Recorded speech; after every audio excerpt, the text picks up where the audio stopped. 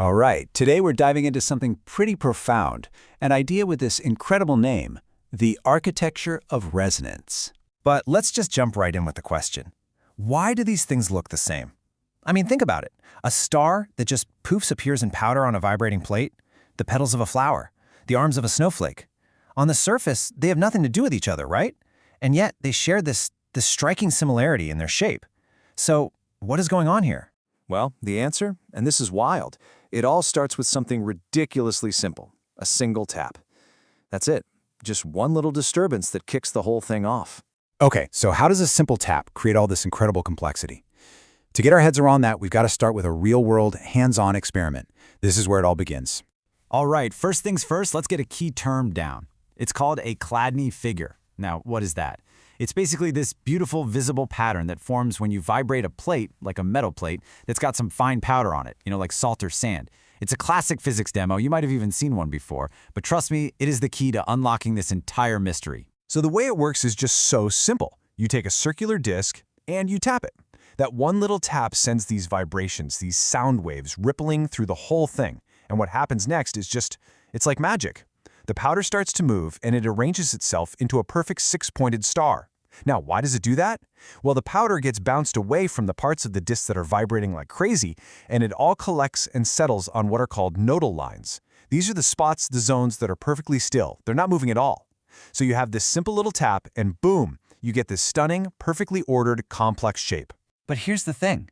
This amazing star pattern, it's not just some cool trick you do in a physics lab. No, it's a clue. It's pointing us towards something way, way bigger. A kind of hidden pattern in nature itself. And that forces us to ask the big question, right? Is this just a fluke, a coincidence? Is that six-pointed star in the lab just an interesting little quirk of physics? Or is it a sign of something way more fundamental? Because once you start looking for it, you see it everywhere. Nature seems to be completely obsessed with six sides. You've got snowflakes, right? Everyone knows they have 6 points. You've got honeycombs with their perfect hexagonal cells. Those incredible basalt columns, like the ones at the Giant's Causeway, you guessed it, hexagonal. Even something as delicate as a lily often has 6 petals. And then, get this, at the north pole of the planet Saturn, there is a massive, permanent, hexagonal storm, a hexagon that's wider than our entire planet. Come on, this is definitely not a coincidence. So, okay, if it's not a coincidence, what in the world is it? To get to the bottom of that, we need to look at the rule, the principle that's actually causing the pattern, the universal law. The central idea here has a bit of a technical name. It's called azimuthal resonance. But don't worry, it's actually a pretty straightforward concept. It's a basic principle in physics that says when you energize something circular, vibrate it, it can't just shake around randomly. It's actually forced to settle down, to stabilize, into very specific, very symmetrical patterns. The best way to picture it is like the spokes on a wheel. For that system, those patterns are the only stable ways for the energy to even exist. And what's just mind-blowing is how universal this is. So in physics, we talk about these patterns as the modes of a wave equation. That's the language of energy and vibrations. But then you go over to pure mathematics, a totally different field, and they're describing the exact same structure with something they call the roots of unity. It's like two different languages from two different worlds stumbled upon the same fundamental truth about how a circle naturally divides itself. There's a quote from the source material that just nails it. It says, "The circle, when energized, can only stabilize at discrete azimuthal harmonics, which then manifest as visible form." So in other words, energy looks for a stable home, and that home has a specific shape, a shape we can actually see. Okay, so if this is a universal law, it leads to an even bigger question. Does it all come from one place? Could there be a single source for all of it? Well, the theory lays out this incredible flow of creation that starts at the very beginning. First, you have what's called a singularity. Just think of it as a point of pure potential, perfectly balanced, before anything really exists. Then, number 2, you get a perturbation, a disturbance, an imbalance, that single tap on the disk. That disturbance forces the system to find balance again, which is step 3, resonance. It stabilizes into those specific allowed patterns, those harmonics. From there, those invisible harmonics project a visible geometry. And finally, that geometry becomes form. It becomes matter. It becomes life. It becomes the entire cosmos that we see around us. It's a journey from a single point to absolutely everything.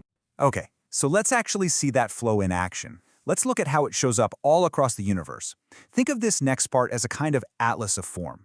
This is where we see just how deep this rabbit hole goes. I mean, check this out. We see the exact same process playing out on totally different scales. Let's start with rock. The system is a sheet of cooling lava. The disturbance is the stress from it shrinking, and the result, hexagonal tiling. That's how you get basalt columns. Now jump to planets. The system is a polar vortex. The disturbance is a jet stream, and the result, Saturn's giant hexagon. How about life? The system is a honeycomb. The disturbance is the need for packing efficiency, and the result is hexagonal cells. It even works for art. A circular cathedral window, disturbed by human design, naturally settles into a pattern of 6 or 12 spokes. It's the same fundamental pattern whether we're talking about rocks, bees, or galaxies. So this really brings us to the main point. This isn't just a bunch of weird coincidences. It's not a collection of happy accidents. What we're actually looking at here is a universal architectural principle. It's baked into the very fabric of reality. All right, so if this principle is literally hardwired into the universe, that leads to a really exciting question. Can we actually use it? Can we design with it? This is where we get into designing with resonance. And what's so cool is, it seems like ancient builders already knew this, at least intuitively. Just think about those incredible, massive rose windows you see in Gothic cathedrals. The idea here is that they're not just for decoration, they're not just pretty. They are resonant structures designed to shape light and sound in a way that's in harmony with these universal patterns. And if we really understand this, it opens the door to some mind-bending future applications. I mean, imagine architecture that could actually heal a space by shaping sound and light into these harmonious, coherent patterns, or being able to predict exactly how advanced materials will crack. We could design antennas with these perfect petal shapes to make them way more efficient. Maybe we could even diagnose our health at a cellular level just by looking at the geometrical patterns inside our mitochondria. We could build classrooms or auditoriums where everyone can hear perfectly with no microphones needed at all. The possibilities here they're just staggering. It all comes down to this one last quote that really puts a bow on it. To design with this law is not coincidence. It is coherence with the architecture of the universe itself. It's about consciously choosing to build in harmony with the way things naturally want to be. And that leaves us with one final, pretty heavy question to think about. If it's true, if form really does follow resonance, then just take a look around you. Look at the cities, the buildings, the spaces we've created. What have we been building? And maybe more importantly, what kind of resonance are we putting out into our own world?